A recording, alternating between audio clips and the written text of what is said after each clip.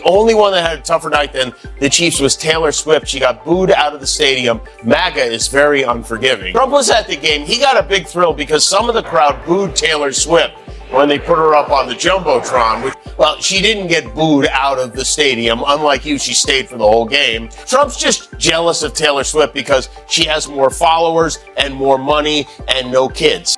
Jason Kelce got emotional after the Eagles' huge Super Bowl win over his younger brother, Travis, and the Chiefs.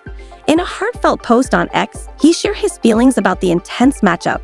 He started by showing love to his former Eagles teammates, reflecting on their 40-22 victory in New Orleans. Jason, who retired last March after 13 seasons with Philly, admitted it was a strange game to watch since he's connected to both teams. On one hand, I wanted what was best for my brother, but I also cared deeply about the Eagles, he confessed. Despite the mixed emotions, he couldn't help but praise his former team, giving major props to Jalen Hurts and coach Nick Sirianni for their resilience and confidence. He emphasized the Eagles' grit and how they proved they were the best. Then, he shifted focus to Travis, who had a rough night. Let's be honest, 4 receptions for 39 yards isn't his best. Going into the game, I felt as confident as I ever felt in going into a Super Bowl or a playoff game or a big game in my life. And to happen on the biggest stage sucks, but to have it happen for the second time in my career on the biggest stage, man, it's a tough pill to swallow. It's a hard reality, man. It's a tough pill to swallow, man. Every time we felt like, we made a big play or we got something going, just not executing the play calls. I have a beautiful life. I have a beautiful life, man. Kicking yourselves for not playing your best game. Yeah. Everybody played their best. I know everybody wants to know whether or not I'm playing next year, and those are all extremely hard things to. It's just a tough reality. There's a physicality that becomes more difficult to manage. There's a take your time. Obviously, get away from everything for a while. A little easier, but the reality is gonna suck here for quite a while. Jason Kelce, in true Big Brother fashion, made it clear he's always got Travis's back. He praised his younger brother's incredible career, calling him a gold jacket guy and a first-ballot Hall of Famer. Meanwhile, Jimmy Kimmel surprisingly stepped in to defend Taylor Swift after Donald Trump threw shade following her Super Bowl appearance.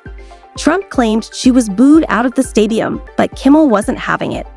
On his show, he called out the former president, pointing out that Taylor wasn't actually booed by everyone.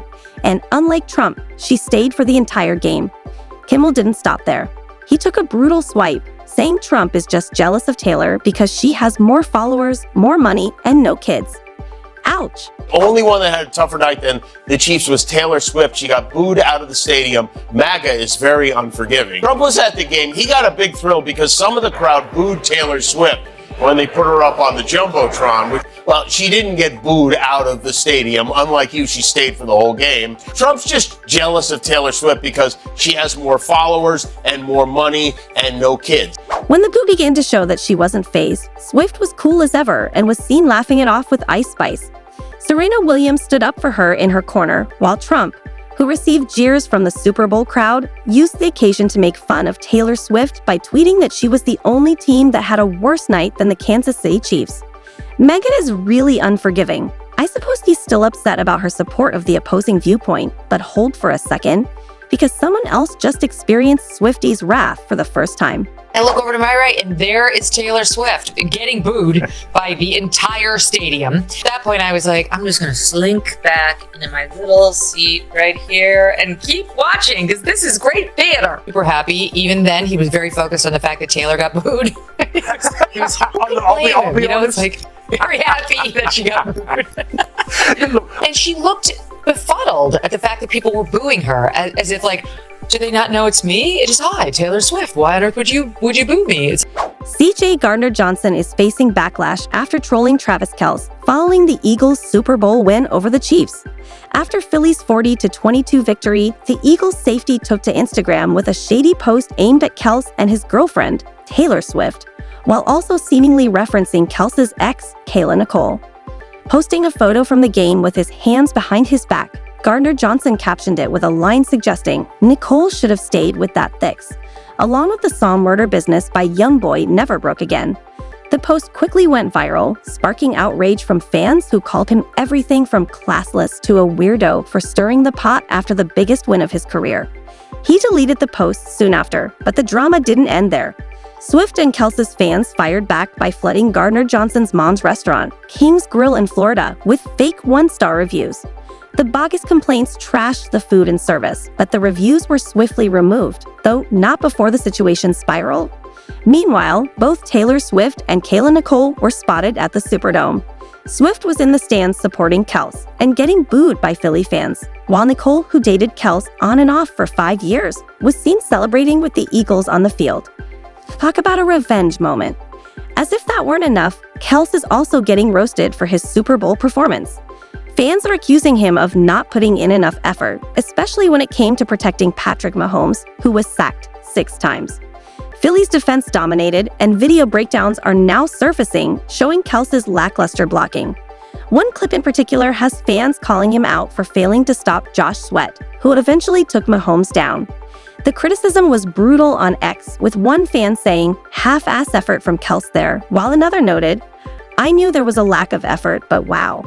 A third piled on, calling Kelce's block attempt pathetic and suggesting that if he can't overpower defenders unless he outweighs them by 40-plus pounds, he's not doing his job. In terms of the aftermath of what happens with the Chiefs, Travis Kelce came back for a three-peat, and then we saw what happened last night. That he's not going to want to leave off of this. It just comes down to, what does Travis Kelce want to do with his life? He retires, and the offers just come flooding in. Well, what does he want to do? Or does he want to keep playing football?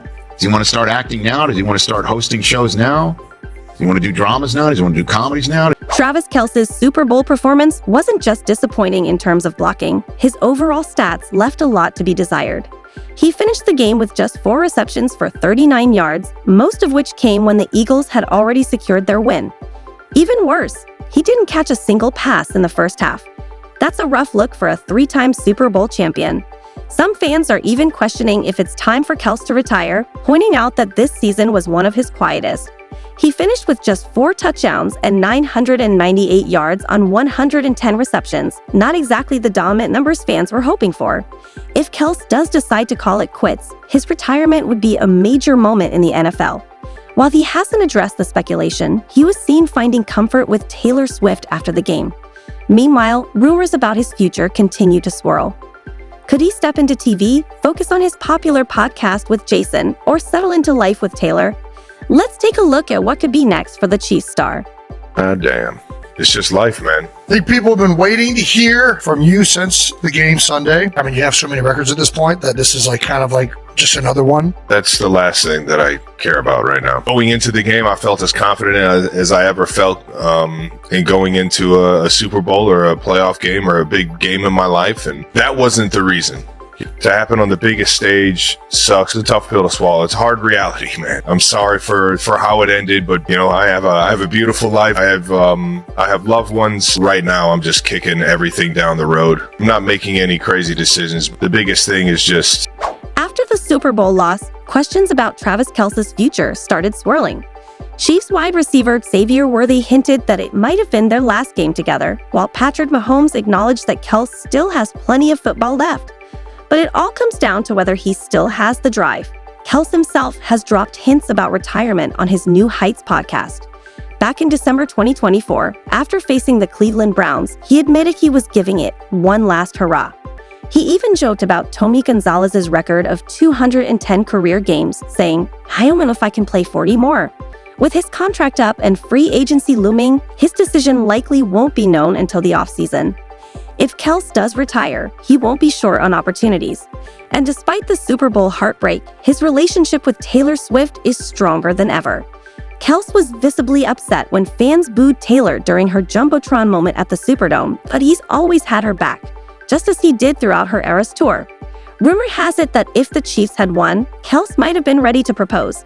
He even teased on his podcast that he has a unique take on wedding timing, saying, "I don't know people who've gotten married in the fall. My friends always do it in the summer."